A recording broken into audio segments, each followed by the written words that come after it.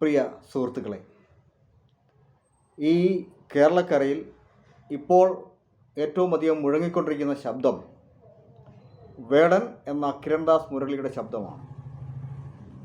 വിമോചനത്തിനു വേണ്ടി, സമത്വത്തിനു വേണ്ടി ഉള്ള ശബ്ദമാണ്. എനിക്ക് പറയാനുള്ള ഒരു കാര്യം, ഒരു ക്രിസ്ത്യാനി എന്ന നിലയ്ക്ക് പറയാനുള്ള കാര്യം, ഈ ശബ്ദം വർഷങ്ങൾക്ക് മുമ്പ് മുഴങ്ങേണ്ടിയിരുന്നത് നമ്മുടെ ക്രിസ്ത്യൻ ദേവാലയങ്ങളിൽ നിന്നാണ്. വേടൻ ഉയർത്തിപ്പിടിക്കുന്ന ആശയം വർഗീയതയുടെയോ വിഘടനവാദത്തിൻ്റെയോ ഭീകരവാദത്തിൻ്റെയോ ഒന്നുമല്ല, സമത്വത്തിൻ്റെ ആശയമാണ്. ഇത് എന്തുകൊണ്ട് നമ്മുടെ ദേവാലയങ്ങളിൽ മുഴങ്ങുന്നില്ല, നമ്മുടെ പ്രാർത്ഥനാ കൂട്ടായ്മയിൽ മുഴങ്ങുന്നില്ല എന്നത് ചിന്തനീയമായ ഒരു കാര്യമാണ്. യെശയ്യാവിൻ്റെ പ്രവചനം 58-ാം അധ്യായത്തിൽ നമ്മൾ ഇങ്ങനെ വായിക്കുന്നു: ഇതിനോ നീ നോമ്പെന്നും യഹോവയ്ക്ക് പ്രസാദമുള്ള ദിവസമെന്നും പേർ പറയുന്നത്, അന്യായ ബന്ധനങ്ങളെ അഴിക്കുക, നുകത്തിൻ്റെ അമിക്കയറുകളെ അഴിക്കുക, പീഡിതരെ സ്വതന്ത്രരായി വിട്ടയയ്ക്കുക, എല്ലാ നുകത്തെയും അടിമത്തത്തെയും തകർക്കുക. ഇതല്ലയോ എനിക്കിഷ്ടമുള്ള ഉപവാസം.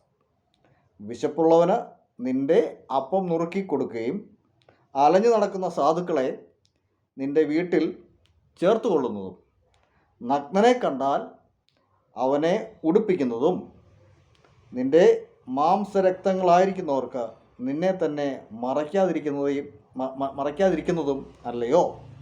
അപ്പോൾ നിൻ്റെ വെളിച്ചം ഉഷസ് പോലെ പ്രകാശിക്കും, നിൻ്റെ മുറിവുകൾക്ക് വേഗത്തിൽ പൊറുതി വരും, നിൻ്റെ നീതി നിനക്ക് മുമ്പായി നടക്കും, യഹോവയുടെ മഹത്വം നിൻ്റെ പിമ്പടയായിരിക്കും. അപ്പോൾ നീ വിളിക്കും, യഹോവ ഉത്തരമരുളും. ദൈവത്തിൻ്റെ വചനം വിമോചനത്തിൻ്റെ ശബ്ദമാണ്.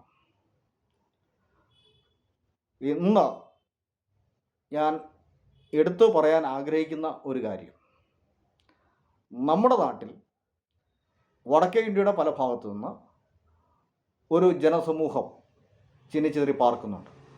അവരൊക്കെ സമൂഹത്തിൻ്റെ പിന്നോക്ക വിഭാഗത്തിൽപ്പെട്ടവരാണ്. ദളിത്, ആദിവാസി വിഭാഗത്തിൽപ്പെട്ടവരൊക്കെയാണ് കൂടുതലും. അവരുടെ ആഹാരത്തിനു വേണ്ടി, അല്പം സമ്പാദ്യത്തിനായിട്ട് അവർ കേരളത്തിൽ വന്നിരിക്കുകയാണ്. ക്രൈസ്തവ സഭ അവരെ ഏത് രീതിയിലാണ് നോക്കിക്കാണുന്നത്? അവരെ ചേർത്ത് പിടിക്കേണ്ട ഒരു ദൗത്യം നമുക്കില്ലേ? അവർക്ക് അറിവ് പകർന്നു കൊടുക്കേണ്ട ഒരു ദൗത്യം നമുക്കില്ലേ?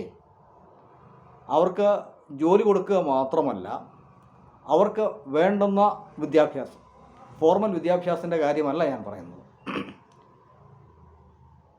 അല്ലാത്ത വിധത്തിൽ എങ്ങനെ ജീവിക്കണം, അവരുമായിട്ട് ഇടപെട്ടിട്ട് എങ്ങനെ ജീവിക്കണം, എങ്ങനെ പണം ചെലവഴിക്കണം, എങ്ങനെ പടിപടിയായിട്ട് സമൂഹത്തിൽ ഉയർന്നു വരാം, ഇതെല്ലാം അവരെ പഠിപ്പിക്കേണ്ട ഒരു ദൗത്യം സഭയ്ക്കില്ലേ? സഭ എന്തുകൊണ്ട് ഇതിൽ പരാജയപ്പെടുന്നു? എൻ്റെ ഒരപേക്ഷ, വടക്കേ ഇന്ത്യയിൽ നിന്ന് വന്ന മക്കളെ ദൈവത്തിൻ്റെ തിരുവചനം പഠിപ്പിക്കുക. ദൈവത്തിൻ്റെ തിരുവചനം പഠിച്ചതുകൊണ്ടാണ് കേരളക്കരയിലെ ഒരു പറ്റം താഴത്തെ തട്ടിൽ അടിച്ചമർത്തപ്പെട്ട വിഭാഗം ഉയർന്നു വരികയും അവരുടെ സംസ്കാരത്തിനും കാഴ്ചപ്പാടിനും ജീവിതത്തിലെ ഓരോ നിലവാരത്തിനും മാറ്റമുണ്ടായത്. ഈ മാറ്റം വടക്കേ ഇന്ത്യയിൽ നിന്ന് വന്ന സഹോദരങ്ങൾക്ക് ഉണ്ടാകണം. യഥാർത്ഥ വെളിച്ചം, ക്രിസ്തുവിൻ്റെ സന്ദേശം അവരുടെ ഹൃദയങ്ങളിൽ എത്തണം. അവർക്ക് രൂപാന്തരം ഉണ്ടാകണം. ഈ രക്ഷയുടെ സന്തോഷത്തിൻ്റെ അല്ലെങ്കിൽ ക്രൈസ്തവ സംസ്കാരത്തിൻ്റെ സന്ദേശവുമായിട്ട് അവരവരുടെ നാടുകളിൽ പോയി അവിടെ ചവിട്ടി മെതിക്കപ്പെട്ട ആളുകളെ കൈപിടിച്ച് ഉയർത്താനായിട്ട് അവർക്ക് നമ്മൾ ഉത്തേജനവും അറിവും കൊടുക്കേണ്ടതായിട്ടുണ്ട്.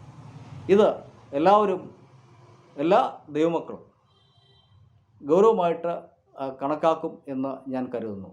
അനേകരെ കൈപിടിച്ച് ഉയർത്തേണ്ട സഭ ഉറങ്ങിക്കിടക്കാതെ ഉത്തരവാദിത്വ ബോധമുള്ളവരായിട്ട് ഓരോ ദൈവത്തിലും ഉണരാൻ ദൈവം സഹായിക്കട്ടെ. ഇത് ഒരപേക്ഷയായിട്ട് കൈക്കൊള്ളുക. വടക്കേ ഇന്ത്യയിൽ നിന്ന് വന്ന